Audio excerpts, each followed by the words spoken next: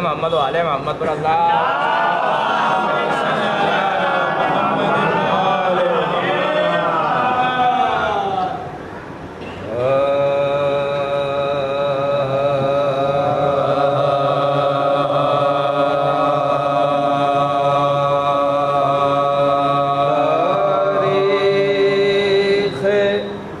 کائنات کائنات کا عنوان ہے علی، تاریخ کائنات کا عنوان ہے علی، روز ازل سے مرکز ایمان ہے علی، ابھی تو حافظ قرآن ہے علی، اللہ کے وجود کا اعلان ہے علی، اللہ کے وجود کا اعلان ہے علی، لے کر علم جو حق کی حمایت میں آ گیا، تیرے خدا تمام زمانے پہ چھا گیا، تیرے خدا تمام زمانے پہ چھا گیا،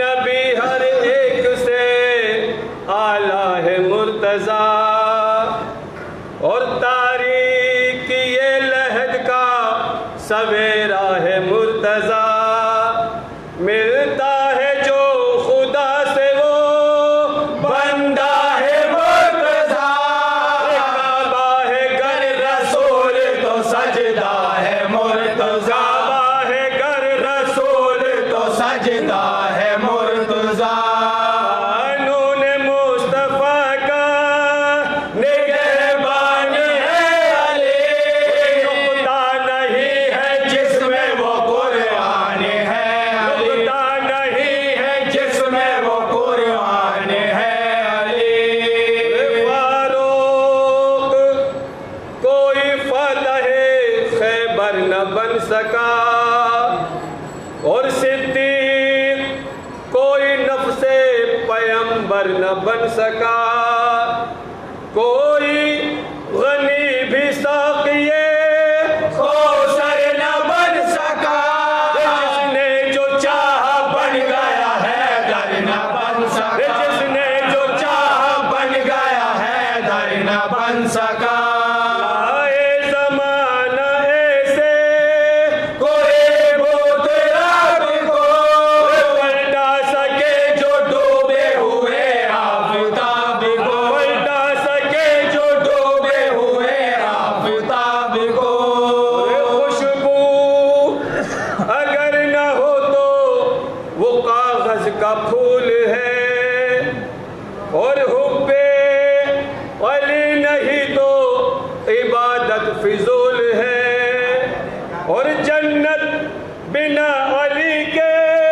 مسلمان کی بھول ہے، سب نے سنا ہے صاحب یہ قول رسول ہے، سب نے سنا ہے صاحب یہ قول رسول ہے، جو بھی علی کے عشق سے دامن بچائے گا، خود اپنے پاؤں چل کے جہنم میں جائے گا، خود اپنے پاؤں چل کے جہنم میں جائے گا، بتلاؤ گھر میں جاؤ گے کیوں در کو چھوڑ کر، اور سیراب ہوگے ساقیے کوثر کو چھوڑ کر، اور منزل کسی نے پائی ہے رہبر کو چھوڑ گئے، آخر ملے گا کیا تمہیں حیدر کو چھوڑ، آخر ملے گا کیا تمہیں حیدر کو چھوڑ گئے، مانو نہ مانو اپنا بتانے کا کام ہے، حیدر کے دوستوں پہ جہنم حرام ہے، حیدر کے دوستوں پہ جہنم حرام ہے، حیدر کے دوستوں پہ جہنم حرام ہے، جبریل کے بھی پاس نشانی علی کی ہے، بے شک بے شک، اور اسلام ایک سچی کہانی علی کی ہے، ناد علی نہیں یہ جوان علی کی ہے، تصویر مجھ کو ایسے بنانی علی کی ہے، تصویر مجھ کو ایسے بنانی علی کی ہے، جا کے تو لاپتہ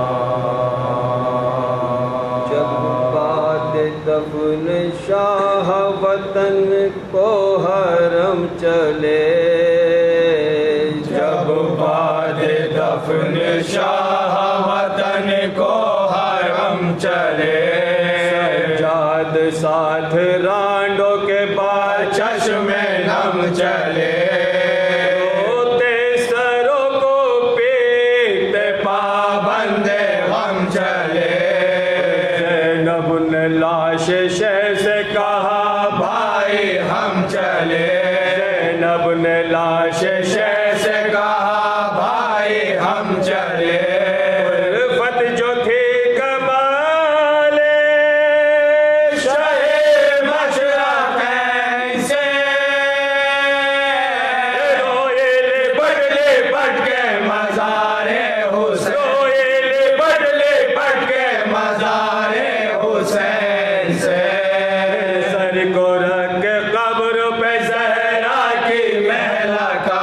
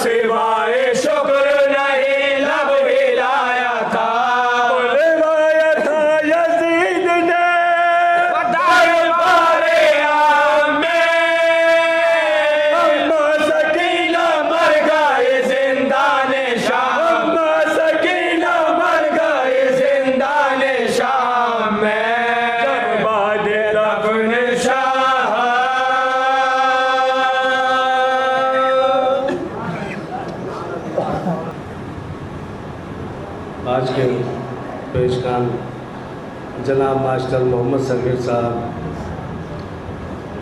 کو دعوت دینے سے پہلے 4 مصرے بطور اصلاح جملہ دیکھیں گے۔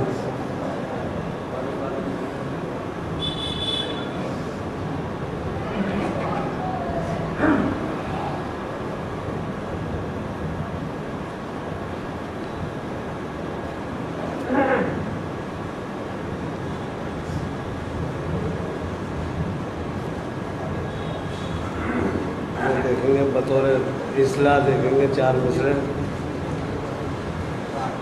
قلب جن کے عشق مولا سے منور ہو گئے، قلب جن کے عشق مولا سے منور ہو گئے، رشک شاہان جہاں ان کے مقدر ہو گئے۔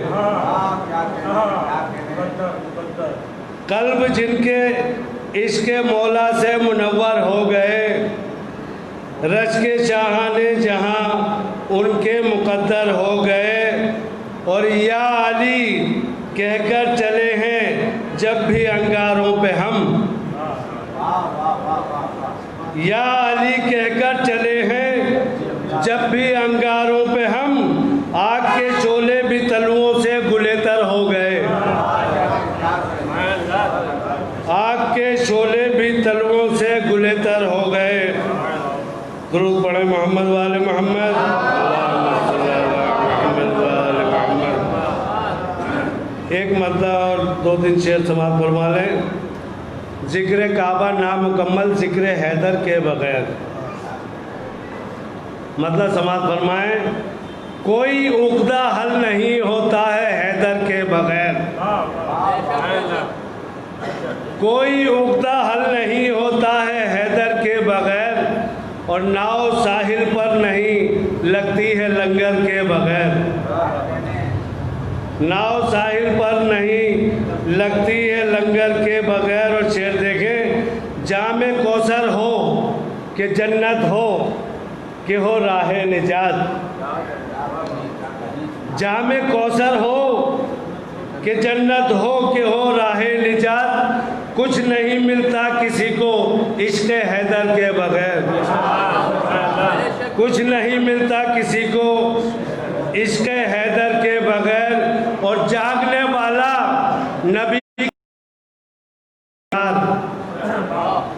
جاگنے والا نبی کے پاس بھی ہے بے قرار، اور سونے والا سو گیا تیغوں میں بھی ڈر کے بغیر، سونے والا سو گیا تیغوں میں بھی ڈر کے بغیر۔ اے حسین ابن علی یہ آپ ہی کا کام ہے، اے حسین ابن علی یہ آپ ہی کا کام ہے، دست بیعت کاٹ ڈالا تم نے خنجر کے بغیر، دست بیعت کاٹ ڈالا تم نے خنجر کے بغیر۔ اور مقصد ہے کہ مل گئی مجھ کو مقدر سے میں حب علی، مل گئی مجھ کو مقدر سے میں حب علی، ہو گیا مسرور میں میناؤ ساگر کے بغیر، ہو گیا مسرور میں میناؤ ساگر کے بغیر۔ انہیں اشعار کے ذہن میں نہایت ہی ادب کے ساتھ ملتمس ہوں آج کے پیشکان جناب ماسٹر محمد صغیر زاہد سانکھلوی صاحب کی خدمت میں کہ وہ آئیں اور بارگاہ مولا میں اپنا منظور نذرانہ عقیدت پیش فرمائیں۔ درود پڑھیں محمد وآل محمد۔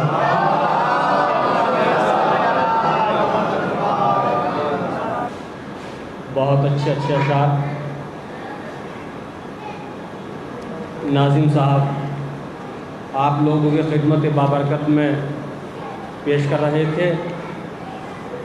میں بھی کوشش کروں گا کہ چند اشعار آپ لوگوں تک پہنچ جائیں اور مجھے ثواب ہو اور آپ کو بھی ثواب ملے۔ نعرہ درود پڑھ دیں آواز بلند۔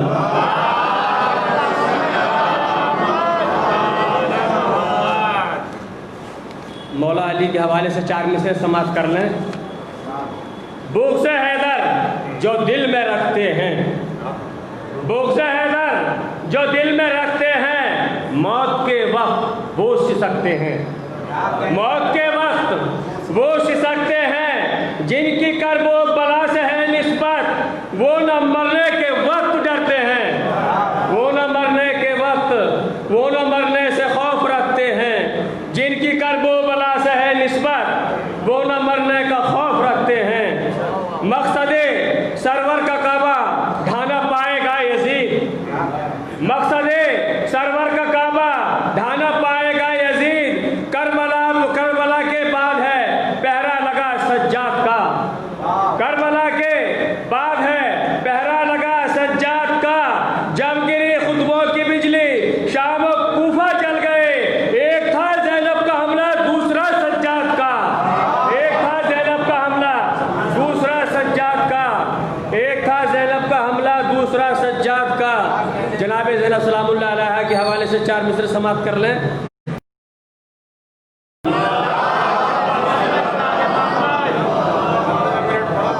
دشمن دین کی آواز دبانے کے لیے قبلہ، دشمن دین کی آواز دبانے کے لیے حیدری لہجے میں لب کھول رہی ہے زینب، حیدری لہجے میں لب کھول رہی ہے زینب، شام تک ظلم کی ہر ایک صدا ٹوٹ گئی، وقت خاموش ہے اور بول رہی ہے زینب، وقت خاموش ہے اور بول رہی ہے زینب، وقت خاموش ہے اور بول رہی ہے زینب۔ تھی دشمنی کی زد پہ تمام انبیاء کی بات، تھی دشمنی کی زد پہ تمام انبیاء کی بات، بے قدر کر رہے تھے ادو مصطفیٰ کی بات، بے قدر کر رہے تھے ادو مصطفیٰ کی بات، قرآن کی آیتوں کا اثر پڑ رہا تھا مان، قرآن کی آیتوں کا اثر پڑ رہا تھا مان، اولاد مصطفیٰ نے سنبھالی نبی کی بات، اولاد مصطفیٰ نے سنبھالی نبی کی بات۔ درود پڑھ دیں پڑھنا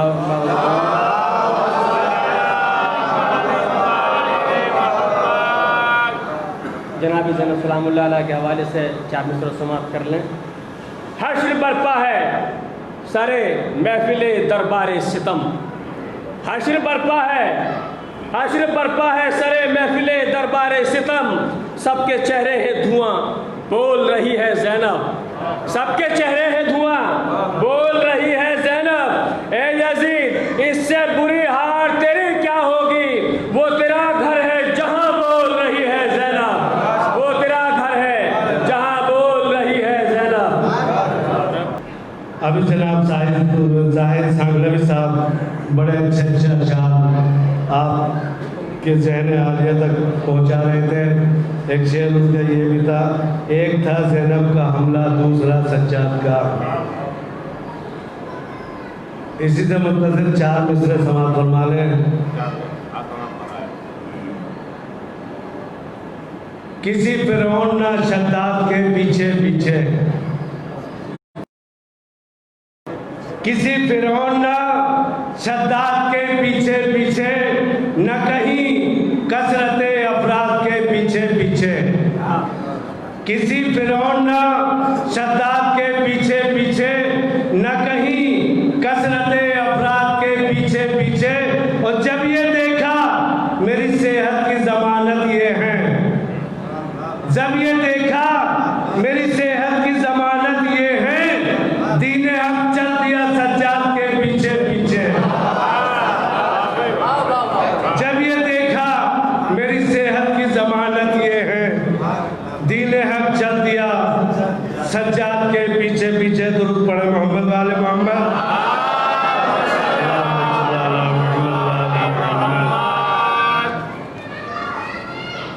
ایک اور درود پڑھے محمد والے محمد۔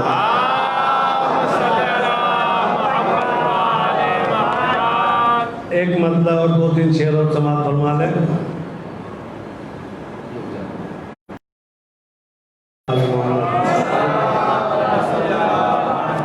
مطلب پیش خدمت عظیم صاحب دیکھیں گے۔ حرسات و خلد میں کوئی ذیشان بھی نہیں، حرسات و خلد میں کوئی ذیشان بھی نہیں، مہمان ہے شیخا اور یہ مہمان بھی نہیں، حرسات و خلد میں کوئی ذیشان بھی نہیں، مہمان ہے شیخا اور شعر دیکھیں، کرب و بلا میں آل محمد کو دیکھیے، کرب و بلا میں آل محمد کو دیکھیے، سب کچھ لٹا کے بے گھر و سامان بھی نہیں، سب کچھ لٹا کے بے گھر و سامان بھی نہیں، اور قرآن سے آل پاک کا ایسا ہے رابطہ، قرآن سے آل پاک کا ایسا ہے رابطہ، آل نبی نہیں ہے تو قرآن بھی نہیں، قرآن سے آل پاک کا ایسا ہے رابطہ، آل نبی نہیں ہے تو قرآن بھی نہیں۔ اور اس شعر بھی دیکھیں، مانے خدا کو اور نہ مانے رسول کو، مانے خدا کو اور نہ مانے رسول کو، کافر اگر نہیں تو مسلمان بھی نہیں، مانے خدا کو اور نہ مانے رسول کو، کافر اگر نہیں تو مسلمان بھی نہیں۔ اور مقصد دیکھیں، میں ظاہر حسین مقدر سے ہو گیا،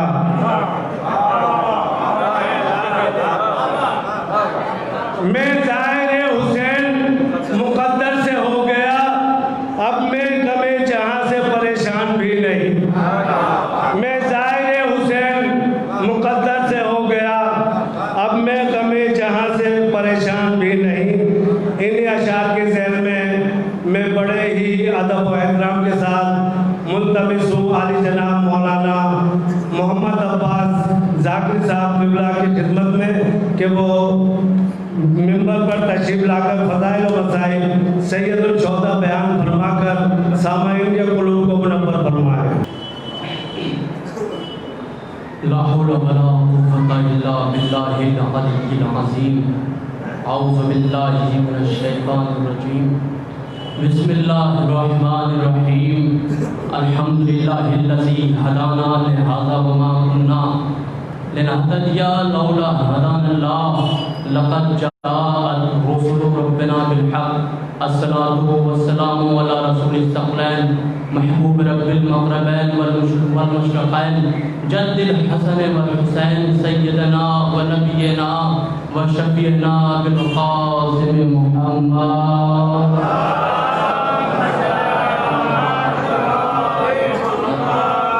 وعلى أهل بيته الطيبين الطاهرين المعصومين المظلومين ولعنة الله على أعدائهم أجمعين من يومنا هذا إلى قيام يوم الدين أما بعد فقد قال الله تبارك وتعالى في القرآن المجيد والفرقان الحميد وقوله الحق بالحق بسم الله الرحمن الرحيم يا أيها الناس كلوا مما في الأرض حلالا طيبا ولا تتبعوا خطوات الشيطان إنه لكم عدو مبين صدق محمد۔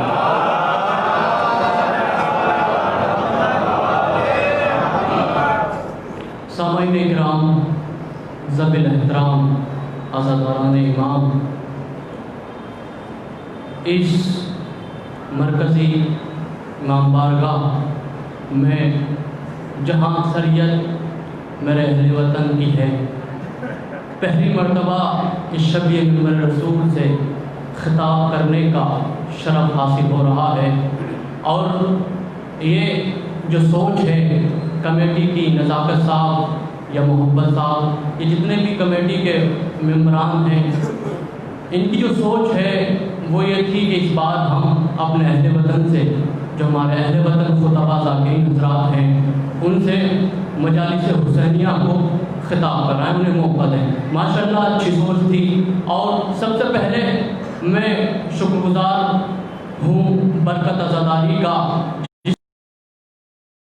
میں نے پچھلی گزشتہ 4 مجالس کو گھر پہ بیٹھ کے سنا آن لائن، اور یہ ہدایت ٹی وی ماشاءاللہ یہ ایکٹیو ہیں، اور ہمیں بڑی خوشی ہے کہ ہمارے ہم واقعاً یہ کام کر رہے ہیں۔ عطا اللہ خامنئی صاحب نے کہا کہ اگر میں مجتہد نہ ہوتا تو میں پریزنٹ کی سچویشن کو دیکھتے ہوئے، حالات حاضرہ کو دیکھتے ہوئے، میں ایک سوشل میڈیا پر اپنی ٹیم بناتا اور پیغامات الہیہ، پیغامات رسول و آل رسول نشر کرتا اور پہنچاتا اور اسلام کا حقیقی چہرہ لوگوں کو دکھاتا کہ اسلام چاہتا کیا ہے، اسلام کس طرح کا مذہب ہے، کس طرح کا دھرم ہے۔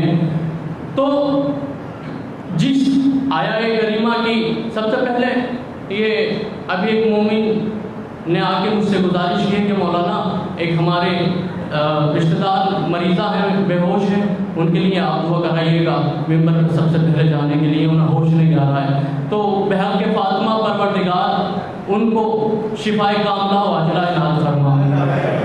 پروردگار جہاں جہاں بھی مریض ہیں دنیا میں ان کو مولا سجاد کے صدقے میں شفائے کاملہ و عاجلہ عنایت فرما۔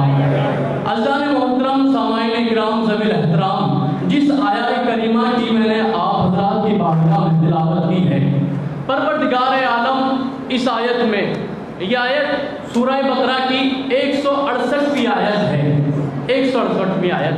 پروردگار عالم قبلہ علماء اور فضلاء یہاں تشریف فرما ہے، ان کی تعریف چاہوں گا، اور جو پڑھے لکھے حضرات ہیں ماشاءاللہ ان سے بھی حوصلہ افزائی چاہوں گا۔ پہلی مرتبہ آپ کے روبرو ہوا ہوں۔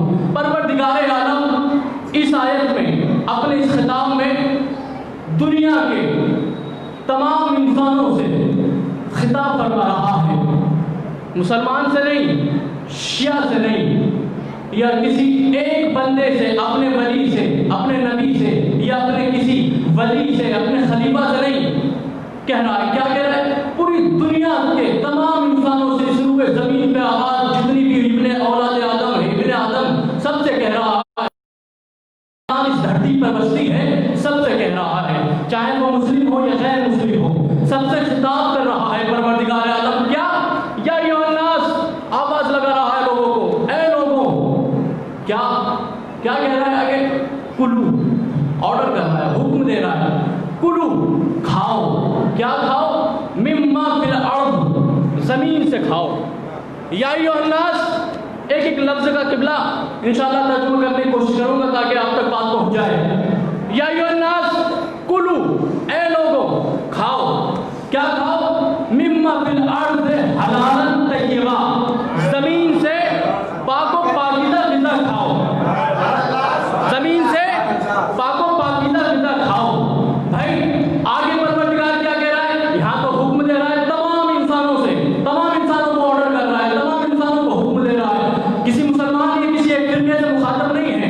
بھائی اس کی مخلوق ہے، عدالت میں انصاف ہوگا، وہ تو آخرت میں انصاف ہوگا، کس نے کس دھرم کو فالو کیا، کس نے کس دھرم کو کی اطاعت کی، کس دھرم کے پیچھے چلا، یہ تو آخرت میں فیصلہ ہے، تو قدرت کی عدالت میں انصاف ہوگا۔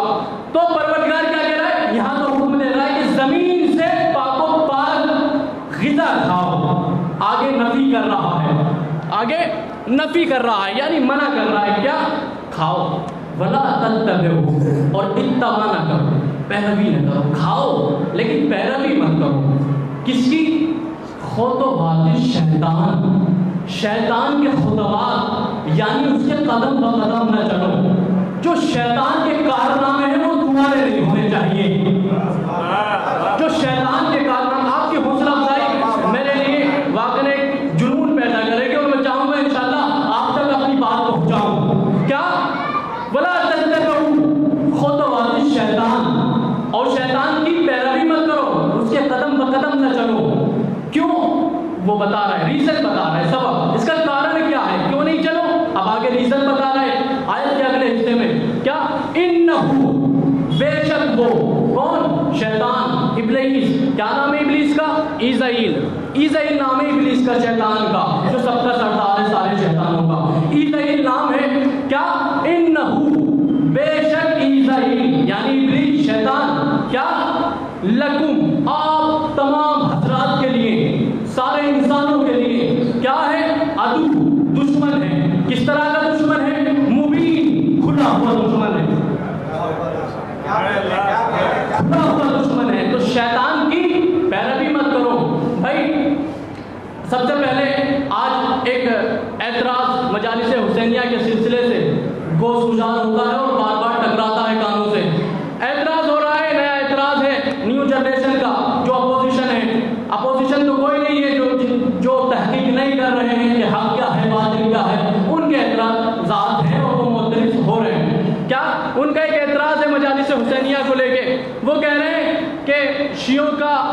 عجیب معقولہ ہمارے سامنے آیا ہے.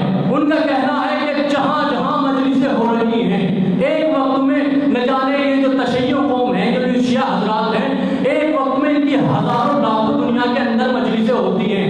ان کا کہنا ہے کہ ہر مجلس میں شہزادیان اور اہل بیت علیہ السلام تشریف فرما ہوتے ہیں, ہر جگہ تشریف لاتے ہیں. بھائی عقل میں ہی نہیں آتا کیسا ہو سکتا ہے کہ ایک وقت میں ہزاروں مجلسیں ہو رہی ہیں, ہزاروں مجلسیں ہو رہی ہیں اور وہاں ہر مجلس میں اہل بیت علیہ السلام کی حاضری کس طرح ہو سکتی ہے؟ بھائی مخلوق ہے خدا کی, خدا تو ہے نہیں. میں نے کہا جب میں نے اس اعتراض کے جواب دینے کے لیے اپنی ذاتی کوشش کی تو آج اللہ شبیر زنجانی صاحب کے انوار خمسہ میں اس اعتراض کا مجھے جواب ملا.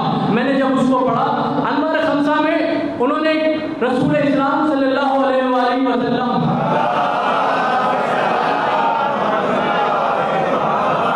کا ایک قول نقل کیا ہے. آج اللہ شبیر زنجانی صاحب نے ایک قول نقل کیا ہے. کیا وہ یہ کہ وہ فرماتے ہیں کہ رسول اللہ نے فرمایا, کیا فرمایا کہ ملک الموت دنیا کے ہر گھر میں روزانہ 5 مرتبہ جاتا ہے. ملک الموت دنیا کے ہر گھر میں 5 مرتبہ جاتا ہے روزانہ, ہر گھر میں. دنیا میں ارب و خرب بن رہے ہیں بھائی, اور ہر گھر میں ایک دفعہ نہیں 5 مرتبہ ہر گھر میں جا رہا ہے. تو میں نے کہا بھائی تمہاری سمجھ میں نہیں آتا, جو خادم ہو وہ دنیا کے ہر گھر میں 5 مرتبہ جا سکتا ہے, جو مخدوم ہے وہ کیوں کر ہر مجلس میں حاضری نہیں دے سکتے؟ بھائی جو خادم ہو, جو غلام ہو, جو دنیا کے ہر گھر میں 5 مرتبہ جا رہا ہے, جہاں حکم ملتا ہے روح قبض کر لیتا ہے. بھائی جو مخدوم ہے, جو بادشاہ ہے, جو آقا ہے, جو مولا ہے, بھائی وہ کیوں نہیں جا سکتے؟ کیوں نہیں جا سکتے؟ ان کے پاس اختیار ہے. بس یہ اعتراض کا جواب تھا اور یہ میں نے کوشش کی اعتراض کے جواب دینے کی. جب یہ ہم نے لکھنؤ میں بھی اپنے حوضے میں پڑھا تو ماشاءاللہ وہاں بھی مجھے سراہا. تو میں یہی کوشش کروں گا کہ آپ تمام مومنین کی محبتیں اور جتنی بھی مطلب حوصلہ افزائیاں ہیں وہ میرے لیے مطلب کوشش کریں کہ میرا حوصلہ افزائی کریں. اور یہ جو جتنے بھی مومنین پیچھے بیٹھے ہوئے ہیں, ہمارا سب کا عقیدہ ہے کہ معصومین تشریف فرما ہوتے ہیں اور عزادار اور سامعین کے پیچھے ہی بیٹھتے ہیں. تو بہتر ہے آپ سب آگے تشریف لے آئیں.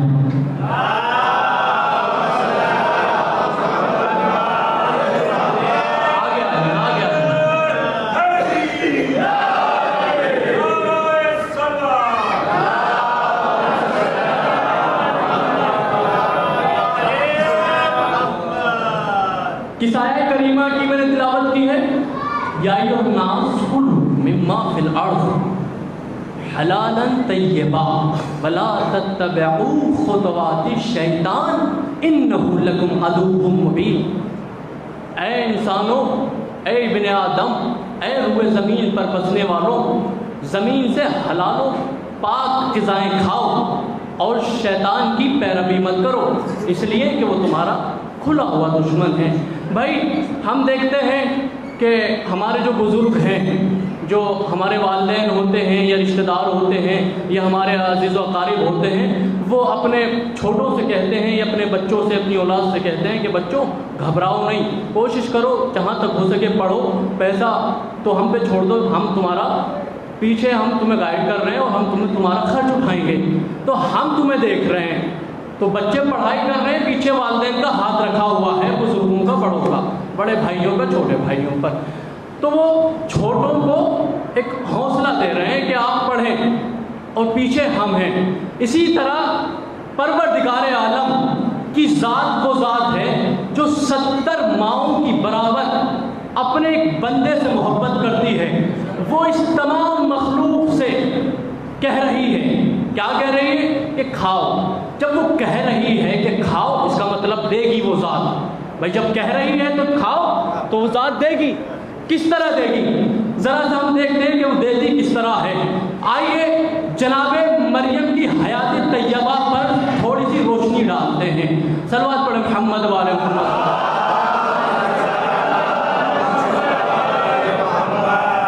جناب مریم کون؟ جناب عمران کی بیٹی.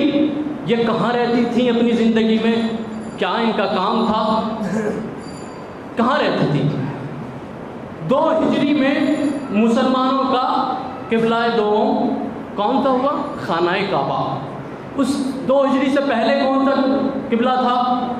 بیت المقدس. جناب مریم بیت المقدس میں رہتی تھی. بیت المقدس میں جناب مریم اپنی زندگی گزار رہی ہیں. ان کی کفالت، ان کی پاسبانی، ان کی نگرانی کون کر رہا ہے؟ جناب زکریا، کہ جو ایک اللہ کے پیغمبر ہیں، اللہ کے نبی ہیں. جناب زکریا کا معمول اور ان کا ایک طور طریقہ یہ تھا کہ وہ جب بھی بازار یا صحرا میں جایا کرتے تھے تو باہر سے بیت المقدس کا تالا لگا کر جایا کرتے تھے، لوگ کر دیا کرتے تھے.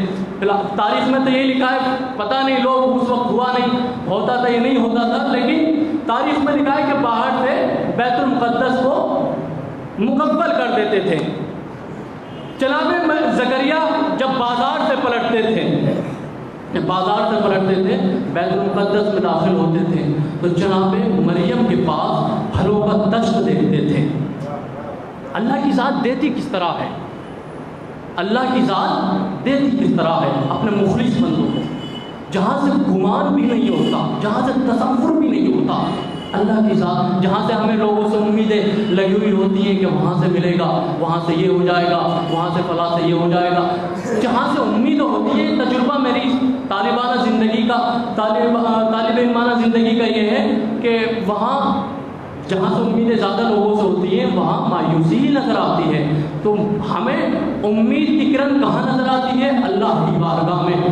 جناب زکریا جیسے ہی آتے تھے جناب مریم کے پاس اور آ کر پھلوں کا دشت دیکھتے تھے بیت المقدس میں، تو پوچھتے تھے مریم میری بیٹی، میری لاڈلی، خاندانی تھے جناب زکریا جناب مریم کے، میری لاڈلی مریم یہ بتاؤ یہ پھل کہاں سے آئے ہیں تمہارے پاس؟ کہاں سے پھل آئے ہیں؟ میں تو باہر سے مسافر کر کے گیا تھا. جناب مریم جواب دیتی ہیں جناب زکریا کو، اے اللہ کے نبی، اے اللہ کے پیغمبر، یہ دشت اللہ کی جانب سے آیا ہے، یہ دشت اللہ کی جانب سے آیا ہے. میں نے جب غور کیا تو مجھے ایک گھرانہ ایسا بھی نظر آیا کہ جہاں اللہ روح زمین پر سے جس کی غذائیں جا رہی ہیں، جس کی غذائیں جا رہی ہیں. کون سا گھرانہ ہے؟ خانوادہ سیدہ. یہ جناب مریم ہے کہ جن کے لیے جنت سے پھل و میوہ آ رہے ہیں، جنتی غذائیں آ رہی ہیں. یہ بی بی سیدہ ہیں کہ جو ظاہری روپ میں روح زمین پر اولاد آدم کے درمیان رہ رہی ہیں اور ان کا ہاتھ کی غذائیں، ان کے ہاتھ کی غذائیں جنت جا رہی ہیں. بھائی جناب مریم اپنی زندگی بیت المقدس میں گزارتی رہی. جناب جبرائیل اللہ کا پیغام لے کر جناب مریم کے پاس آئے اور آ کر کہا مریم کہاں جبرائیل کیا پیغام لے کے آئے ہو؟ مریم مجھے اللہ نے بھیجا ہے، بات یہ ہے کہ پروردگار تمہیں ایک بچے کی بشارت دینا چاہتا ہے، ایک بچے کی بشارت دینا چاہتا ہے. کہا کہ پریشان ہو گئی، کہا جبرائیل کیسی بات کر رہے ہو؟ میری تو شادی بھی نہیں ہوئی، مجھے کسی مرد نے چھوا تک نہیں ہے، میرے یہاں اولاد کا ہونا کس طرح ممکن ہے؟ تو جناب جبرائیل نے کہا مریم گھبراؤ نہیں، وہ ذات علی کل شیء قدیر ہے، وہ ہر چیز پر قادر ہے. جناب جبرائیل جناب مریم کو یہ بشارت دینے کے بعد چلے گئے. جب چلے گئے تو جناب عیسیٰ کی ولادت کا وقت قریب آیا. جیسے ہی وقت قریب آیا تو پھر جناب جبرائیل آئے. کہا مریم، کہاں جبرائیل کیا پیغام لے کے آئے ہو؟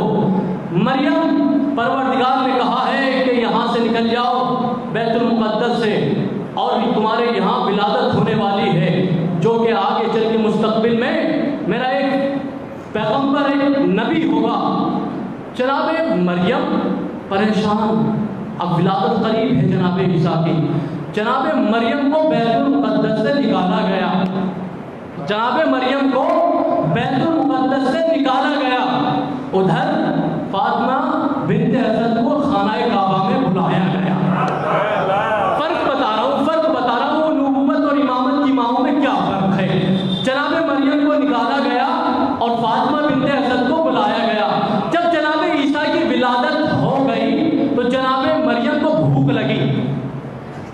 کی بھوک لگنے کے بعد جناب مریم پریشان ہیں، انتظار کر رہی ہیں کہ شاید پروردگار پھر سے جنتی تشت بھیجے گا اور میرے پاس سامنے تشت رکھا ہوگا، میں جنتی غذائیں کھاؤں گی، میرے یہاں ایک بچہ پیدا ہوا ہے اللہ کے حکم سے۔ لیکن جناب جبرائیل پھر آئے، آگے کہا مریم اب تمہیں جنتی غذائیں اس وقت نہیں آ سکتی۔ کیوں نہیں آ سکتی جبرائیل؟ اس لیے کہ پہلے تمہارے دل میں اللہ کی محبت تھی، اب تمہارے دل میں تمہارے بیٹے کی بھی محبت ہو گئی، اب تمہارے دل میں تمہارے بیٹے کی بھی محبت ہو گئی۔ بھائی زمانہ کہتا ہے اور مسلمان بڑے فخر سے کہتے ہیں اور تقابل کرتے ہیں، کیا اتنے حد سے زیادہ تجاوز کر گئے کہ فاطمہ اور جناب مریم، جناب فاطمہ الزہرا سلام اللہ علیہا دربار پر محمد والا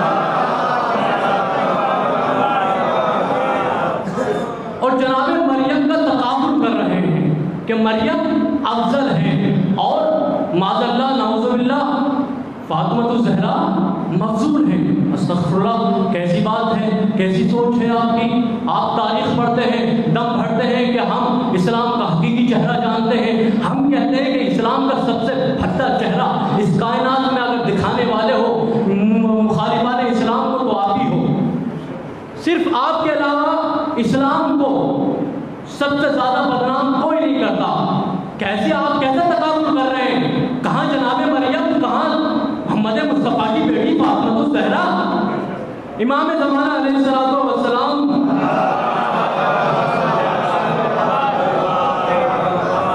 پردہ خیمے میں جا چکے ہیں۔ اس دور کا جو بادشاہ تھا، ذرا سا غور سے سنیں، بادشاہ جو تھا، بادشاہ کے دربار میں ہر وقت علماء بیٹھے رہتے تھے۔ اس نے ایک دن سوال اٹھایا کہ اچھا یہ بتاؤ کہ مریم افضل ہے یا فاطمہ الزہرا؟ بادشاہ علماء سے دربار میں سوال کر رہا ہے، مریم افضل ہے یا سیدہ افضل ہے؟ تو علماء نے کہا، دربار میں بیٹھنے والے علماء نے کہا، امیر، کہا ہاں کیا کہنا چاہتے ہو؟ کہا امیر ہمیں وقت چاہیے اس سوال کا جواب دینے کے لیے۔ کہا ٹھیک ہے، تمہیں ایک دن کا وقت ہے، کل جواب تلاش کر کے لے کے آنا۔ سارے علماء گئے، کل پھر دربار سجا، دربار سجنے کے بعد علماء اپنی اپنی جگہ بیٹھ گئے۔ پھر امیر نے، اس دور کے بادشاہ نے پھر کہا کہ میرے سوال کا جواب لے کے آئے؟ کہا ہاں سوال مل گیا ہے امیر بادشاہ وقت، کیا سوال کا جواب لے کے آئے ہو؟ کہا ہم اپنی پوری تحقیق اور اپنے پورے مطالعہ کے ساتھ یہ لے کر اس کا جواب آئے ہیں کہ فاطمہ معاذ اللہ مفضول ہے اور مریم عمران کی بیٹی افضل ہے۔ فاطمہ کہا، بادشاہ نے کہا کہ تمہارے پاس اس کی کیا دلیل ہے، کس طرح فاطمہ مفضول ہے اور مریم افضل ہے؟ کہا دو سبب، دو کارن ہمیں ایسے ملے ہیں کہ جس کی سبب مریم افضل ہے فاطمہ مفضول ہے۔ کہا کہ کیا سبب ہے؟ کہا کہ پہلا سبب تو یہ ہے کہ پروردگار عالم نے قرآن مجید میں جناب مریم کے نام کا پورا سورہ اتار دیا۔ پہلا جواب علماء نے بادشاہ کے دربار میں بادشاہ کو دیا کہ پروردگار نے جناب مریم کے نام کا سورہ پورا قرآن مجید میں اتار دیا، سورہ مریم۔ کہا اچھا ٹھیک ہے۔ کہا دوسرا جواب کیا ہے، دوسری دلیل کیا ہے افضل ہونے کی؟ کہا دوسری دلیل یہ ہے کہ پروردگار عالم جناب مریم سے کہتا ہے، کیا کہتا ہے؟ یا مریم ان اللہ اصطفاک وطہرک واصطفاک علی نساء العالمین۔ اے مریم، ہم نے تمہیں طہارت دی اور ہم نے تمہیں منتخب کر لیا اور ہم نے تمہیں عالمین کی عورتوں کا سردار بنایا۔ یہ اور کیا کہہ رہا ہے؟ وطہرک، اور جناب مریم کی طہارت کی گواہی دی۔ وطہرک، طہارت کے لیے لفظ استعمال ہوا جناب مریم کے لیے قرآن مجید میں۔ بھائی اس پورا دربار میں سناٹا پسرا ہوا ہے، سب خاموش ہیں۔ وہ علماء جب یہ دلائل پیش کر رہے ہیں، بادشاہ اپنے تخت پہ بیٹھا ہوا علماء کے دلائل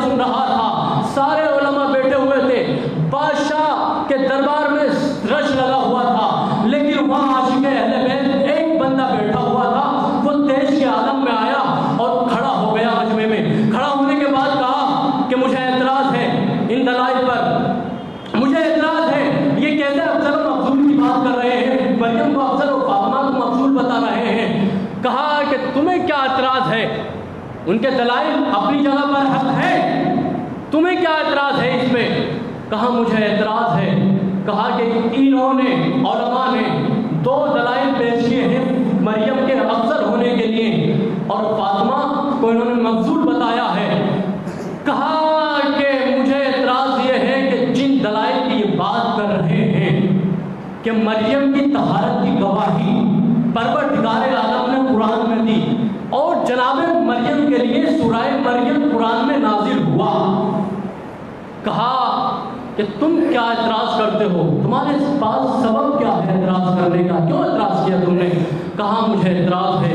کہا کہ یہ جو تلوار ہمارے یہاں رکھی ہوئی ہے تخت پہ ہمارے پاس، اگر تمہارے دلائل اپنی جگہ ثابت نہیں ہوئے، تمہارا سر دربار سرگرم کر دیا جائے گا۔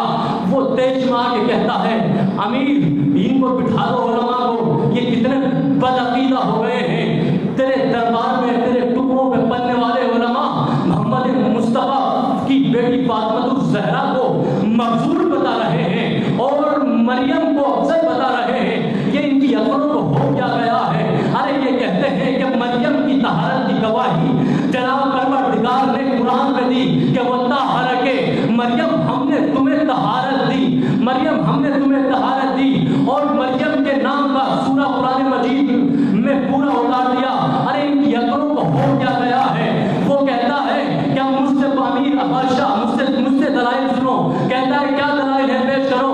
کہا کہ مریم کے لیے قرآن مجید میں صرف ایک سورہ پروردگار کی ذات نے نازل کیا، سورہ مریم، لیکن محمد مصطفیٰ کی بیٹی فاطمہ الزہرا کے لیے پروردگار نے 2 سورے نازل کیے، سورہ کوثر اور سورہ حلقہ۔ اس کے بعد بادشاہ کہتا ہے ٹھیک ہے، یہ جو تمہاری دلیل ہے اپنی جگہ صحیح ہے، اور کیا دلیل ہے تمہارے پاس؟ کہا کہ بادشاہ ہم مخلص اور بالکل بے پناہ محبت اہل بیت اور محبت فاطمہ الزہرا میں سرشار ہیں۔ میں ابھی اور دلائل پیش کروں گا۔ بادشاہ کہتا ہے بتاؤ آگے کیا دلیل ہے تمہارے پاس؟ تم نے اس دلیل کی تو کاٹ دی، آگے کیا دلیل ہے؟ وہ کہتا ہے چاہنے والا دربار میں کھڑا ہوا ہے، سارا دربار دیکھ رہا ہے، کہتا ہے کہ یہ علماء کہتے ہیں کہ مریم کی طہارت کے لیے پروردگار نے مریم سے خطاب کرتے ہوئے کہا کہ وہ طاہر کے، اے مریم ہم نے تمہیں طہارت دی اور عالمین کی دنیا کی عورتوں کا سردار بنایا، لیکن میں کہنا چاہوں گا کہ مریم کے لیے صرف ایک لفظ استعمال ہوا، وہ طاہر کے، اے مریم ہم نے تمہیں طہارت دی، لیکن فاطمہ کے لفظ استعمال ہوئے وَيُطَهِّرُكُمْ تَطْهِيرًا۔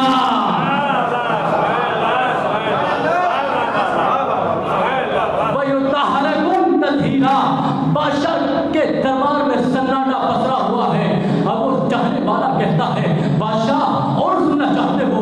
کہا ہاں، اور کیا دلائل ہے تمہارے پاس؟ آگے پیش کرو۔ وہ کہتا ہے کہ سنو، مریم اپنی پرائیویٹ لائف میں تنہا زندگی گزار رہی ہیں، ان کے پاس جب بھی مقرب خاص مطلب پروردگار کا فرشتہ خاص، فرشتہ مقرب، ملک مقرب جب بھی آیا تو بدون اجازت آیا، بغیر وداؤٹ پرمیشن آیا، بغیر اجازت کے آیا، لیکن فاطمہ کے در پہ جب بھی ملک آیا تو پرمیشن لے کے آیا۔ فاطمہ کے یہاں جب بھی اللہ کے فرشتے آئے، فاطمہ کے یہاں جب بھی اللہ کا ملک آیا تو اجازت لے کے آیا، فاطمہ اجازت ہے کہ میں اندر آؤں؟ بیبی جب اجازت دیتی تھی تب فرشتہ اندر آتا تھا۔ کہا ٹھیک ہے۔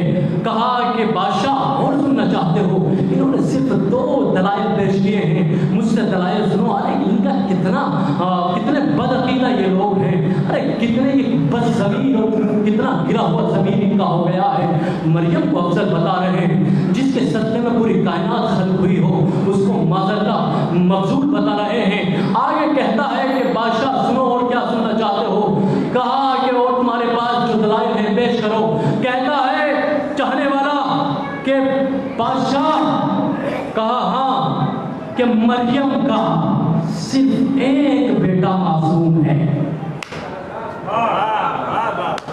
مریم کا صرف ایک بیٹا معصوم ہے، عیسیٰ فاطمہ کے 11 بیٹے معصوم ہیں،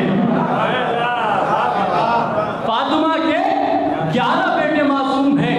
پھر اس کے بعد کہتا ہے بادشاہ یہ جتنے بھی دلائل میں نے پیش کیے ہیں نا ان کو برطرف کر دو، اگر سمجھ میں نہ آئے تو آخر میں آگے دیکھ لینا کہ کیا دیکھ لینا کہ آخر میں فیصلہ ہوگا کہ کیا فیصلہ ہوگا کہ فاطمہ کا بیٹا بھی پردہ غیب میں ہے اور مریم کا بیٹا بھی پردہ غیب میں ہے، فاطمہ کا بیٹا بھی پردہ غیب میں ہے، مریم کا بیٹا بھی پردہ غیب میں ہے۔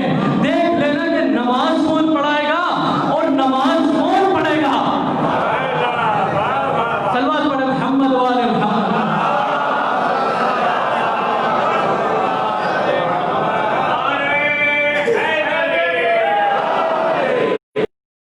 زندہ باد، سلامت رہے۔ کس بیس پر تم مریم کو افضل بتا رہے ہو اور مائے سو تم اپنا ٹھکانہ جانتے ہو، تم جس لالچ میں یہاں بیٹھے ہو وہ بھی تمہارے ہاتھ نہیں آئے گا، اور تمہاری اس زندگی کے فنا ہو جانے کے بعد جس کی مالکہ محمد مصطفیٰ کی بیٹی فاطمہ الزہرا ہے اس کو مقصور بتا رہے ہو، کیا ہو گیا ہے تمہیں؟ یہ اس نے دلائل پیش کیے۔ اسی طرح ایک اور مباحثہ اور مناظرہ اور مقابلہ کہتے ہیں آپ، میں نے شہید مرتضیٰ مطہری کا آپ نے نام سنا ہوگا، انہوں نے ایک کتاب لکھی ہے مقتل مطہر، اپنے نام سے مقتل مطہر، شہید مرتضیٰ مطہری صاحب نے، بہت بڑا عالم دین اور فلسفی، بہت بڑے ہمارے اہل تشیعوں کے شہید مرتضیٰ مطہری، انہوں نے لکھا ہے عجیب و غریب داستان، وہ میں نے پڑھی۔ انہوں نے کہا کہ امیر شام کی حکومت تھی، امیر شام یعنی معاویہ کی حکومت تھی، معاویہ اپنے ساتھیوں کے ساتھ اپنے ہمراہیوں کے ساتھ مکے پہنچا حج کرنے کے لیے۔ جب حج کرنے کے لیے مکے پہنچا، پہنچنے کے بعد جو اس کے ہمدم تھے، جو اس کے پرستار تھے، جو اس کی چاپلوسی کرتے تھے، اس کی امیر شام کی، انہوں نے معاویہ سے آ کے ایک شکایت کی، کہا امیر شام ہمارے کلیجے چھلنی ہو گئے ہیں، ایک مستور ہے، ایک مستور اس علاقے میں ہے جو آپ کو برملا تبرہ کرتی ہے، برملا برا بھلا کہتی ہے۔ امیر شام کی پیشانی پہ بلائے آنے کے بعد کہتا ہے اپنے ہمدم اور پرستاروں سے کون مزدور ہے بلا کر کے لے کے آؤ۔ وہ اس کے پرستار امیر شام کے اس مزدور کو بلا کے لے کے آئے، امیر شام کے سامنے وہ مزدور آئے۔ جانتے ہو وہ مزدور کون ہے؟ آپ نے سنا ہوگا دارمیہ حجونیہ، دارمیہ حجونیہ۔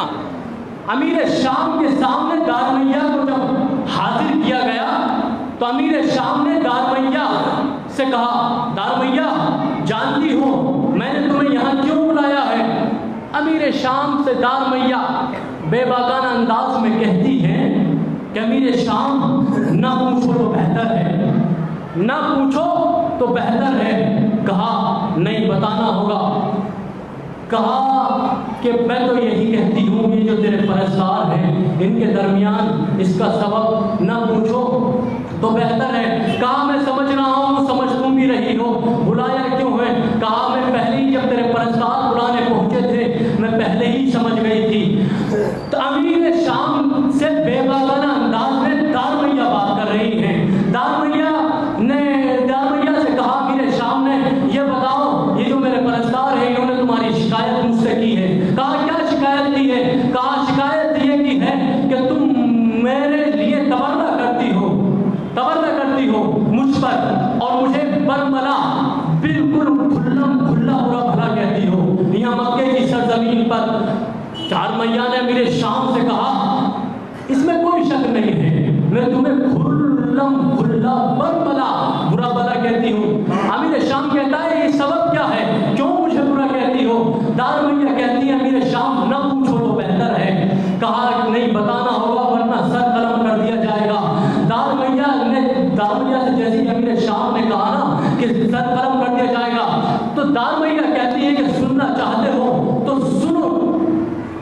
امیر شام کہتا ہے سننے کے لیے تو اتنا تمہید بنائی ہے، بتاؤ کیوں مجھ پر تبرہ کرتی ہو؟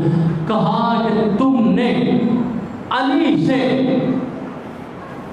پر ملا ممبروں سے ان سے اظہار برات کیا اور جو ان کا حق بنتا تھا وہ چھینا، تم نے علی سے بغیر حق کے جنگ کی اور تم یتیموں کا مال لوٹتے ہو، مسلمانوں کو ستاتے ہو، بیواؤں کا کچھ خیال نہیں ہے، لیکن میرا بادشاہ علی وہ ہے جو رات کی تاریکی میں نکل کر ایک ایک یتیم کے گھر جا کر اس کو لباس دیتا ہے، کھانا دیتا ہے۔ بھائی ایک اور لفظ کی میں وضاحت کرنا چاہوں گا جو میری ذاتی محنت ہے۔ ایک لفظ بڑا سماعتوں سے ٹکراتا ہے کہ سیاست بڑا ٹکراتا ہے۔ بھائی یہ سیاست کیا ہے؟ لوگ کہتے ہیں سیاست ہی ایسی ہے۔ بھائی بڑی بری سیاست بری چیز کا نام نہیں ہے۔ سیاست آپ نہج البلاغہ میں مولا علی کا خطبہ پڑھیں، مولا نے جو خطبہ دیا ہے امیر شام کو جب خطوط لکھے ہیں، کا نام نہیں ہے۔ نکرہ بری چیز ہے، نکرہ جو نکرہ ہے سیاست کے اپوزیشن میں، اس کی یہ ضد ہے نکرہ۔ ایک ہے سیاست، ایک ہے نکرہ۔ یہ جو امیر شام کر رہا، ہمارے اہل سنت بھائی کہتے ہیں کہ امیر شام سیاست میں حضرت علی رضی اللہ عنہ سے کہیں آگے تھے۔ تو مولا علی کے پاس سیاست تھی، امیر شام کے پاس نکرہ تھا۔ نکرہ کس کو کہتے ہیں؟ مکاری کو۔ مکاری کیا ہوتی ہے؟ کسی کا کوئی خیال نہ رکھا جائے، بس لوٹا جائے، مارا جائے، بے گناہوں کا خون بہایا جائے، یہ نکرہ ہوتا ہے۔ نکرہ یعنی مکاری۔ سیاست صرف اہل بیت علیہ السلام یا ان کے حقیقی چاہنے والوں، حقیقی پرستاروں کے پاس ہے، ان کے علاوہ کسی کے پاس سیاست نہیں ہے۔ ورنہ جہاں بھی ہے آج جو یہ سیاست نہیں ہے، یہ نکرہ ہے، یہ نکرہ مکاری ہے۔ یہ سب آپ دیکھ رہے ہیں، مشاہدہ کر رہے ہیں، ٹھیک ہے۔ تو امیر شام سے کہتی ہے دارمیہ، یہ تم نے جو بے وجہ اور بے سبب علی مرتضیٰ سے جنگ کی ہے، یہ تم نے بالکل بہت گناہ عظیم کیا ہے، تم خطا پر ہو۔ اس لیے میں سارے منظر کا اور ساری داستانوں کا میں مشاہدہ کرتی ہوں اور دیکھتی ہوں، تم میں اور علی مرتضیٰ میں، میرے امام میں بہت زمین آسمان کا فرق ہے۔ وہ غصے ہوا، امیر شام غصہ ہونے کے بعد کہتا ہے کہ امیر دارمیہ یہ بتاؤ کہ تمہاری کوئی حاجت ہے؟ دارمیہ تمہاری کوئی حاجت ہے؟ اب دیکھیں کس طرح نکرہ، یہاں بھی نکرہ استعمال کر رہا ہے، یہاں بھی مکاری چل رہا ہے۔ کہتا ہے دارمیہ کو اپنے وش میں کرنے کے لیے، دارمیہ یہ بتاؤ تمہاری کوئی حاجت ہے، تمہیں کچھ چاہیے؟ دارمیہ کہتی ہے کہ کیا جو مجھے چاہیے تم دو گے؟ امیر شام کہتا ہے کہ ماں کو کیا مانگنا چاہتی ہو؟ کہا کہ مجھے تم 100 اونٹ سرخ بالوں والے عطا دے دو۔ امیر شام کہتا ہے کہ اگر میں تمہیں 100 اونٹ دے دوں، کیا میں تمہاری نظر میں علی کے برابر ہو جاؤں گا؟ دارمیہ مسکرا کے کہتی ہے کیسی بات کر رہا ہے، کیسی بات کر رہا ہے، کہاں میرے امام کا مرتبہ، کہاں میرے امام کی منزلت، اور تم مجھے 100 اونٹ دے کر اپنے وش میں اور اپنا پرستار بنانا چاہتا ہے، کیسے نیچ حرکت کر رہا۔ دارمیہ کہتی ہے میں سمجھتی ہوں امیر شام، تیری رگ رگ سے واقف ہوں۔ امیر شام غصے ہوا اور کوئی نازیبا جملہ کہا۔ تاریخ میں تو یہ لکھا ہے کہ امیر شام نے دارمیہ کی گفتگو سننے کے بعد دارمیہ کو ایک نازیبا جملہ کہا اور دارمیہ مسکرائی۔ میں نے دارمیہ سے پوچھا، دارمیہ یہ بتاؤ کہ امیر شام وقت کا بادشاہ تمہارے سامنے کھڑا ہوا ہے اور تم اس سے برسر پیکار ہو اور تم کو جواب پر جواب دیے جا رہی ہو، گھبراتی کیوں نہیں ہو؟ تو شاید دارمیہ کہیں کہ عباس ہم بتانا یہ چاہتے ہیں کہ مشکل کتنا بھی وقت ہو، علی والے کبھی گھبرایا نہیں کرتے، علی والے حق کہنے سے کبھی گریز نہیں کرتے۔ بھائی امیر شام نے اپنے ساتھیوں سے کہا کہ بھیا آج بھی آپ دیکھیں یا پڑھیں یا سنیں کہ عرب کی سرزمین پر سرخ بالوں والے جو اونٹ ہیں ان کی بڑی قیمت ہے پہلے ہی سے، آج بھی ان کی سب سے زیادہ قیمت ہے. جو سرخ بالوں والے ہوتے ہیں, لمبے لمبے بال ہوتے ہیں, تو ان کی بڑی قیمت ہے. دارمیہ نے انہی کی مانگ رکھی تھی امیر شام سے. امیر شام نے اپنے ساتھیوں سے کہا کہ دارمیہ کو یہ اونٹ دیے جائیں, 100 اونٹ دیے جائیں. جب دارمیہ کو 100 اونٹ دیے گئے اور دارمیہ 100 اونٹ لینے کے بعد جانے لگی, تو امیر شام کہتا ہے دارمیہ 100 اونٹ لے کے تو جا رہی ہو, رک جاؤ, ایک بات سنتی جاؤ. سنے قسم خدا کی تاریخی جملہ اور تاریخی جواب دیا دارمیہ نے. کسی خطیب, کسی ذاکر یا میرا, یہ کسی مجتہد کا, یہ کسی مولوی یا کسی مورخ کا یہ جملہ نہیں ہے. خود دارمیہ نے تاریخی جواب امیر شام کو دیا, جو اس کے رخسار پہ ایک تاریخی تماچا بن کے چسپا ہو گیا. کیا جواب دیا؟ امیر شام کہتا ہے کہ دارمیہ 100 اونٹ تو لے کے جا رہی ہو تم, سنو. کہا کیا کہنا چاہتے ہو؟ کہا کہنا یہ چاہتا ہوں کہ اگر علی ہوتے تمہیں 100 اونٹ نہیں دیتے, یہ تو میں نے تم کو 100 اونٹ دے دیے ہیں تمہاری مانگ پہ. دارمیہ خدا کی قسم مسکرائی.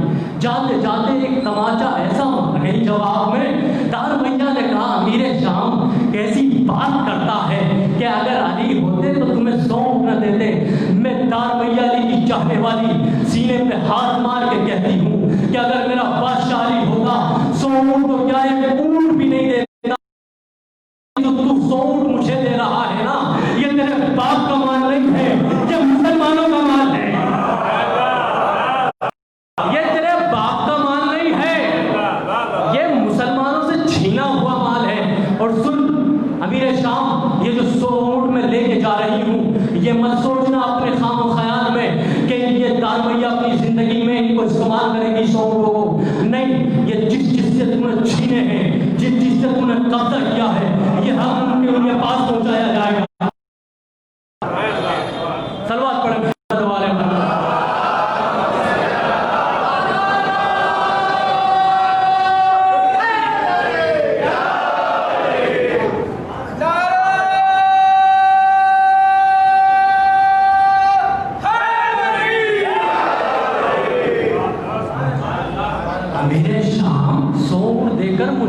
اپنی پرستار بنانا چاہتے ہو؟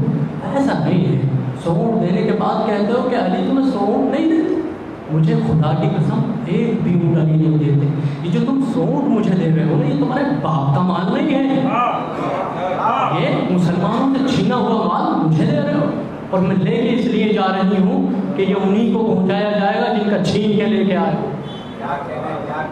بس اہل بیت علیہ السلام کے جتنے فضائل و کمالات ہیں, جتنے احسانات اس مخلوق پر اہل بیت علیہ السلام نے کیے, اتنے ہی ظلم اس امت رسول نے رسول کے کھانے پر دیے.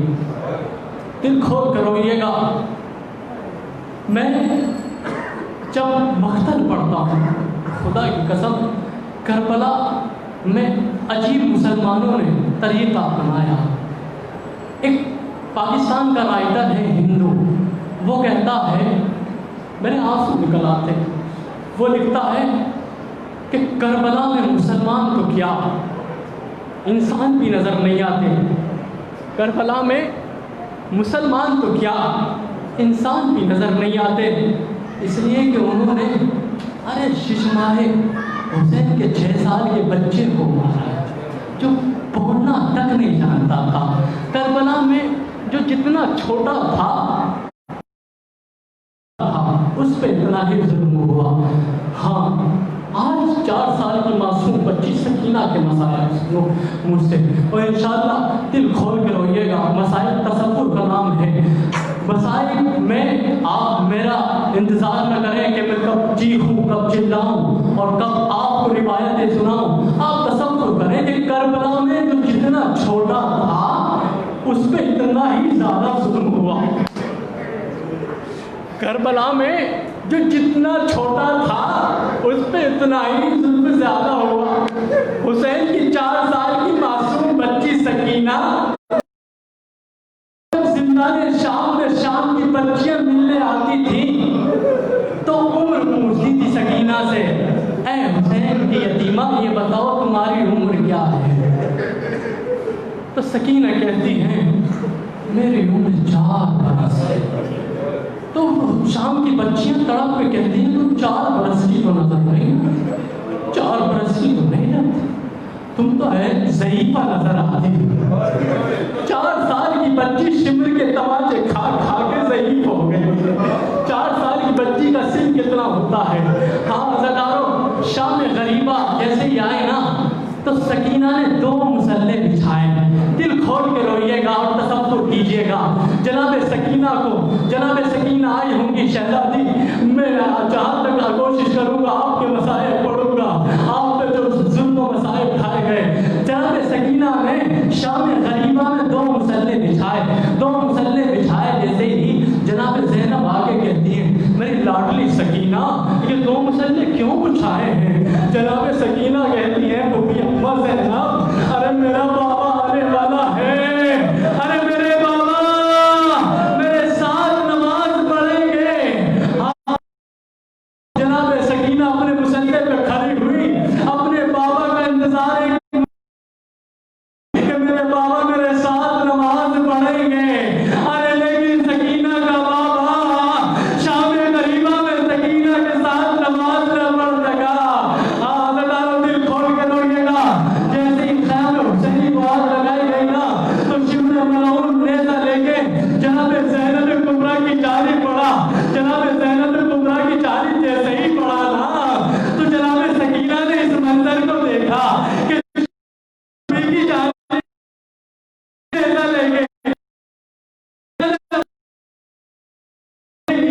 ارے میں نے برات کا روح کرنے کے بعد اپنے چچا کی لاش پہ پہنچی اور کہتی ہے چچا آپ یہاں سو رہے ہیں.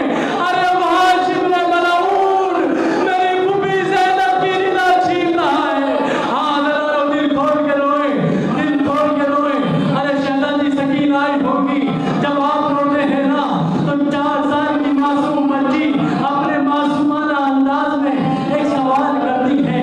ان رونے والوں کی آوازوں کو سن کے پھوپھی اماں ارے یہ رونے والے کون ہیں، یہ کس کے رونے کی آوازیں آ رہی ہیں؟ تو جناب زینب کہتی ہے میری لاڈلی سکینہ یہ تمہارے بابا کے چاہنے والے رو رہے ہیں، یہ تمہارے بابا کے چاہنے والے گریہ کر رہے ہیں. جناب سکینہ کہتی ہے پھوپھی اماں یہ ہمارے بابا کے چاہنے والے رو رہے ہیں. اب بھی اماں ایک بات کہوں، کہاں میری لاڈلی سکینہ کہو کیا کہنا چاہتی ہو؟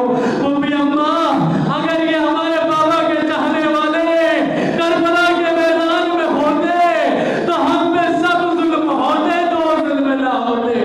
جناب زینب کہتی ہے ہاں اللہ دل کھول کے روئے، دل کھول کے روئے. تصور کریں 4 سال کی معصوم بچی پر کتنے مسائل اٹھائے گئے. جناب سکینہ کہتی ہے پھوپھی اماں یہ ہمارے چاہنے والے کربلا کے میدان میں ہوتے تو ہم پہ سب ظلم ہوتے لیکن 2 ظلم نہ ہوتے. کہا کہ میری لاڈلی سکینہ کون سے 2 ظلم؟ جناب سکینہ کہتی ہے پھوپھی اماں ایک تو حرملہ میرے بھائی اصغر کے گلے میں تیر نہ مارتا، ایک شمر ملعون میرے رخساروں پہ تماچے نہ مارتا. ہاں لگارو 4 سال کی معصوم بچی زندان شام میں بس مختصر کر دیے.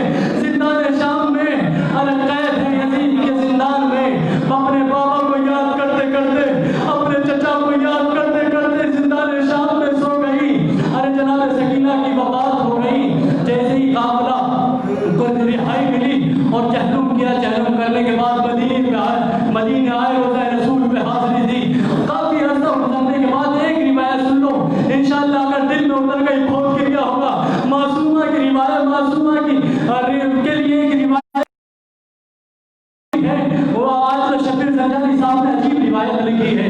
وہ کہتے ہیں کہ 700 برس واقعہ کربلا کے گزر جانے کے بعد ایک عالم دین نے خام میں دیکھا میرے خام میں 4 سال کی ایک بچی آئی ہے سید عالم دین کے. اس زمانے میں جو بادشاہ تھا اس کا نام صلاح الدین لکھا ہوا ہے. 4 سال کی بچی سید عالم دین کے خواب میں آ کے کہتی ہے اے ہمارے خانوادے کی فرد میری قبر میں پانی آ گیا ہے.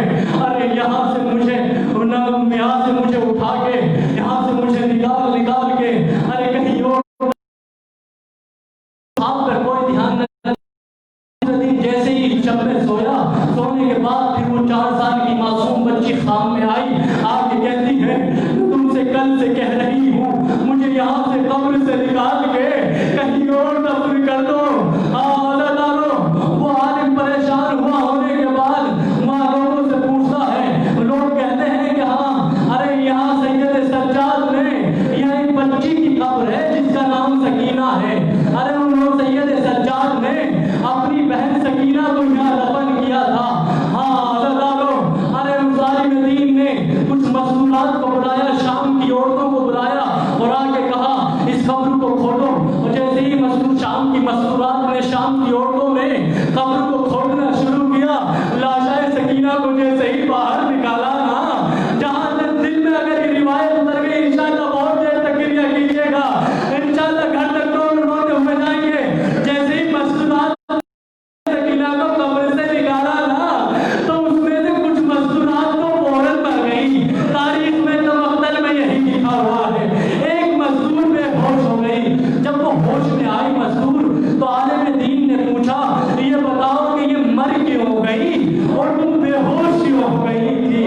ارے وہ کہتی ہے ارے بچی کے رخسار پر شمر ملعون کے 700 برس بعد بھی نشان ہے. ارے بچی کے رخسار پر شمر ملعون کی انگشتری کا نشان ہے. ارے 4 سال کی معصومہ سیفہ ہو گئی. ان للہ و انا الیہ راجعون. قضاء و تسلیم ماتم.